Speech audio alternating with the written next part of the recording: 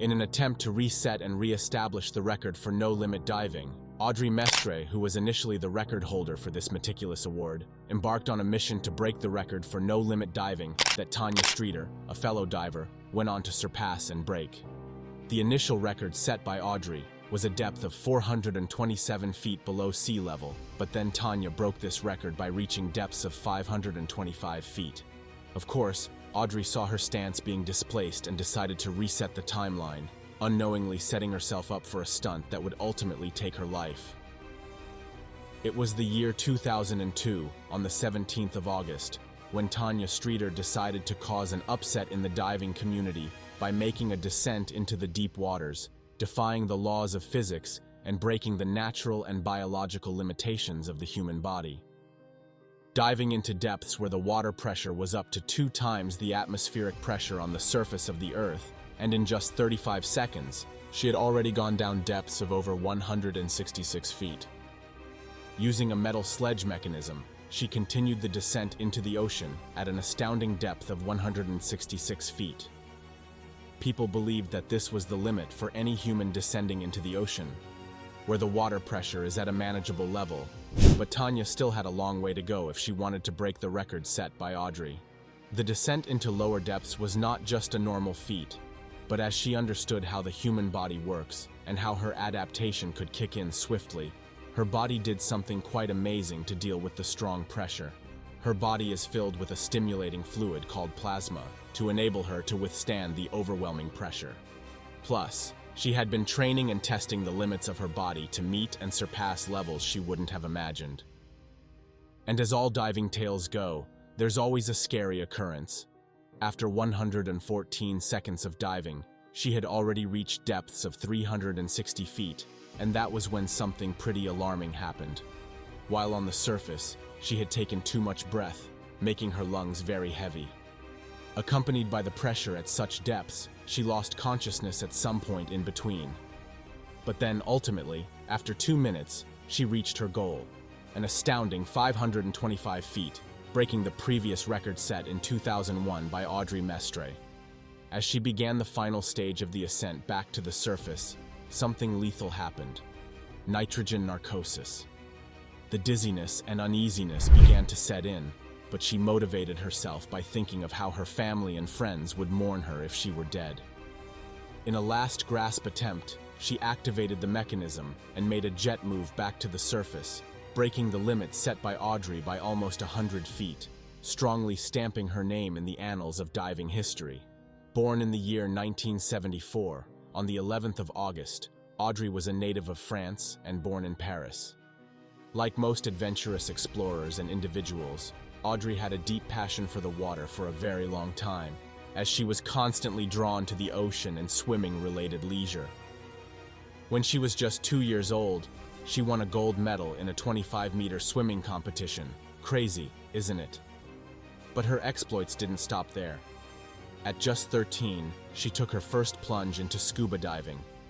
Everything seemed to be going great, but then her life took an unexpected turn when she started having complications, from typhoid fever to developing a syndrome called scoliosis, which bent her spinal cord, deforming her physical appearance. To manage this condition, she was instructed to wear a plastic corset to help keep her body intact. The only time she took off this corset was when she went swimming and had to remove the heavy apparatus. As a result, she spent most of her time in the water, as it was the only place that made her happiest. In the coming years, Audrey's family moved to Mexico, where her passion for the ocean paved the way for her to attend La Paz and major in marine biology during her university years. While conducting research on how the human body responds to deep sea diving, she became captivated by an exceptional diver, well known for his sea exploration, competitive spirit, and breath-holding ability: the legendary Francisco Pippen Ferreras, a sensation in the diving world. Growing up, Pippen faced many challenges as he had several deficiencies and was not considered normal by others. Despite that, he thrived and even learned to swim before he could walk. His deformities did not hold him back from becoming one of the best in the diving world. In 1996, while Audrey was in school conducting her research, Pippen coincidentally scheduled a dive in nearby waters, and Audrey decided to use the opportunity to interview him for her research. As a result of their meeting, they instantly took a liking to each other, and their relationship blossomed. They became symbols of determination and motivation for one another, both in their diving ventures and in the romantic journey they were about to embark on. In the year 1999, the pair got married, and this was when things became very interesting as they became a record-setting and record-breaking duo, undertaking several dives and dividing the men's and women's records between each other. In the world of free diving, the IDA, International Association for the Development of Apnea, set very strict safety standards, all in an effort to control the amount of risky behaviors portrayed while diving. Being a very competitive and energetic diver, Pippen saw the rules as too strict and not meeting his requirements. As a result, he decided to build his own regulatory body named the IAFD, which stands for the International Association of Freedivers. Wait. Hold up. Freedivers. We can see the motive here. Creating a regulatory body where restrictions wouldn't be an issue for them. In the year 2000, Pippen decided to take on a record-breaking dive, reaching depths of 525 feet. He did it, but on the ascent, he experienced a blackout, which unfortunately rendered his dive null. That attempt made him shift his focus to his beloved wife Audrey, as he began pushing her to undertake some very dangerous dives, setting meaningful records along the way. She then pushed herself to the extreme limit by diving to a depth of 410 feet, setting a record despite blacking out on ascent. Based on IAFD's revised rules, the record stood, and just a year later, she went on to shatter her own record by reaching a depth of 427 feet. Then in 2002, 1 year later, Tanya set out to shatter the record, and oh boy, did she destroy it. Not only did she equal the record, but she shattered it completely, surpassing Audrey's 427 feet by a significant margin. This remarkable achievement applied immense pressure on Audrey and Pippen's team, as they felt the need to up their game and speed up their training and diving sequences to recover the record they had just lost, unknown to them that speeding up the process would lead to disaster. Eventually, on the 9th of October 2002, Audrey was able to descend to a depth of 558 feet in a practice dive. Due to this, her team believed she could reach about 561 feet on a single breath and reclaim her spot. During this period, Audrey was occasionally unhappy, as she and her husband were constantly arguing over matters that we don't seem to have knowledge about. However, rumors on the street suggested that Audrey was planning on divorcing him after the dive. Alas, the day of the dive arrived. It was the 12th of August 2002, just 3 days after Audrey's practice dive. To everyone's shock, she isolated herself, cutting off communication with the team and instructing them not to come near her dive gear. She even told the support staff to stay back. Pippen was panicking, but no one was allowed to check the tank for the return bag, a crucial safety measure that should have been double and triple checked before any dive. Even more worrying, several of the safety divers couldn't make it that day, leaving a significant gap in the support team, particularly at the deeper depths. One key safety diver, who was supposed to be positioned at 427 feet, had tragically lost his life in a cave diving expedition earlier, and his absence was never properly addressed. This left a crucial void in the dive plan. Normally, having robust support at different stages of the dive is a life-saving measure. Just for reference, when Tanya completed her record-breaking dive, she had 16 surface divers all around her, making sure nothing went wrong.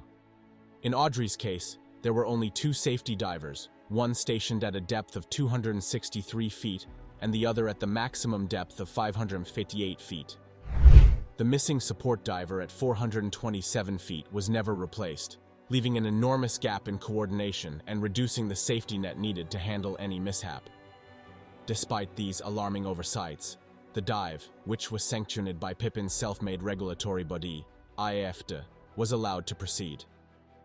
This decision ignored the regulations of the IDA, which strictly enforced safety measures that could have prevented potential disaster. Despite the risks and complications, Pippen approved the dive, and Audrey began her descent into the depths. So, with one big inhale, Audrey began her descent into the ocean to set a new world record. However, as she started, there was a sense of worry among the crew members that something was off, but they couldn't pinpoint exactly what it was. The second diver, Pascal Bernabé, stationed at 564 feet, noticed and stated that the cable was not behaving as it should, indicating that something was definitely wrong. By this point, the descent had already begun, and Audrey was on her way to breaking the record. The goal was for Audrey to reach her final depth at approximately 3 minutes, but she actually arrived at 2 minutes and 22 seconds. It seemed as though everything was going well and according to plan. However, when it was time for the ascent, disaster struck. The 3-step approach she was supposed to take to start her movement back to the surface wasn't working. She repeatedly tried to inflate the balloon, but to no avail. Then Bernabé came over and attempted to add air to the bag, like an underwater balloon, but there was no speed. The movement upward was sluggish. At this point, it became clear that Audrey would not make it to the surface in time to recover. The necessity of a second diver was now painfully evident, as he would have aided Audrey in making her ascent. Minutes passed, as the entire crew on the surface waited anxiously for Audrey's return, their hearts in their mouths. The first diver, stationed at 262 feet, saw no sign of Audrey and began to panic. It wasn't until Pascal spotted her, blacked out at about 394 feet, that he quickly grabbed her and started making his way up. By this time, Pippen had already put on his scuba outfit and descended into the sea to rescue his wife, fully aware that this could ultimately cost him his life. Nevertheless, he ventured down. When the bag surfaced without Audrey, everyone on the surface realized something had gone terribly wrong. At 295 feet, Pascal met Pippen, and together they brought Audrey up to the surface. Immediately they got out of the water. Pippen started CPR on his wife, as she still had a pulse at this point. When they got her onto the boat, the doctor present, who was just a dentist, didn't know what to do. So they rushed her to the shore to examine her, but by the time they arrived, she was already dead. Audrey died painfully at the age of 28. Shockingly, no investigation was carried out in this case because, in the Dominican Republic, the family would have to request one, but none did. As a result, the case was left unresolved, even when some people accused Pippen of killing his wife, Audrey. However, those close to them disagreed, as the pair both loved each other dearly. Investigations showed that many things had gone wrong, resulting in Audrey's death. For starters, the dive line was thinner than normal. It was made that way to reduce friction, but it actually made things worse, as it wasn't stable enough and slowed down the ascent. Additionally, an essential part had broken during a practice dive, and ultimately, there was a lack of air in the dive bag. Audrey Mestre was given an EFD award for the farthest no-limit dive at 561 feet, and in 2002, she was placed in the Woman Divers Hall of Fame. Then, in 2003, Pippen went ahead to match the record that Audrey set at 561 feet, choosing not to surpass that limit in memory of her. Up until now, no one has broken the record Tanya set. Maybe Audrey was the only woman capable of doing so, but unfortunately, she's gone. Audrey Mestre's story is a heart-wrenching reminder of the dangers in the world of extreme diving. Her determination and passion pushed the boundaries of human capability, but ultimately led to her tragic death. The risks of no-limit diving are undeniable, and safety must always be the top priority. If you found this story compelling, make sure to like, share, and subscribe for more incredible stories of human endurance. And remember, always prioritize safety, no matter the adventure. Stay curious, but stay safe.